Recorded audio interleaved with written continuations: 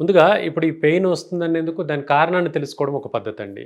ఏ కారణం వల్ల? అడినోమైసిస్ వల్ల అవుతుందా? ఎండోమెట్రియోసిస్ వల్ల అవుతుందా? లేదా పీసీఓడీ వల్ల అవుతుందా? లేదా బల్కీ యూట్రస్ అంటామండి. అంటే గర్భసంచి వాపు.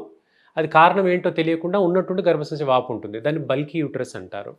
తర్వాత కొందరికేంటంటే గర్భసంచి ఆకారంలో మార్పులు కూడా ఉంటుంది. దాన్ని బైకార్నియేట్ యూటరస్ అంటాము. అంటే ఉండాల్సిన ఆకారం కంటే కొంచెం పొజిషన్ డిఫరెంట్‌గా ఉంటుంది.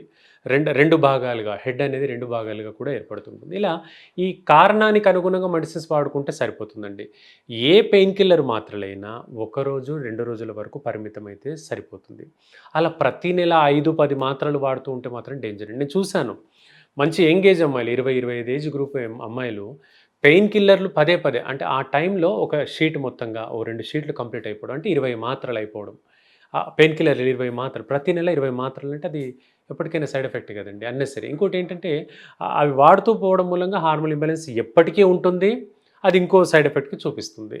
ఇప్పుడు వీళ్ళల్లో ఎవరికి ఇబ్బందంటే ఒకవేళ ఫ్యామిలీ హిస్టరీలో గర్భసంచిలో ట్యూమర్ ఉందనుకోండి, వాళ్ళకి ఇది చాలా ఇబ్బందికరం.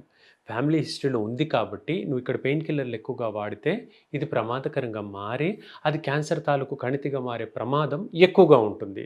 కాబట్టి డాక్టర్ గారి సలహా, పర్యవేక్షణ లేకుండా ఎక్కువ పెయిన్ కిల్లర్‌లు మాత్రం ఈ కండిషన్‌కి వాడొద్దండి.